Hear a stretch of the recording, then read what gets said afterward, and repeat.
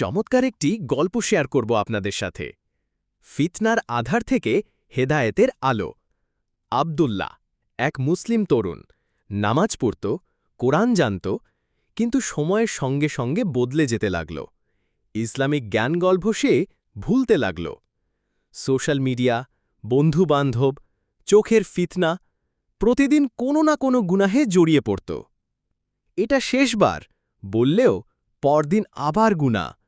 শয়তান তাকে আশ্বাস দিত, তুই তো ছোট মানুষ, পরে তওবা করিস। এভাবেই সময় জীবন সব নষ্ট হচ্ছিল। একদিন এক শায়েখের লেকচার চোখে পড়ে, যে গুনাহ তোমাকে ধ্বংস করছে সেই গুনাহকেই আল্লাহর ভয় দেখিয়ে ছাড়ো। সে কেঁদে ফেলে। রাতে সে সেজদায় পড়ে যায়, বলে, হে আল্লাহ, আমি ক্লান্ত, এবার সত্যিকারে তওবা করতে চাই। আজ আব্দুল্লাহ ফিতনা থেকে মুক্ত, নিয়মিত ইবাদতে মগ্ন। সে এখন নিজেই অন্যদের হেদায়েতের দিকে ডাকে। নিশ্চয়ই যারা তওবা করে, ঈমান আনে ও সৎকর্ম করে, আল্লাহ তাদের গুনাহগুলো নেকিতে পরিণত করে দেন। সূরা ফুরকান ৭০।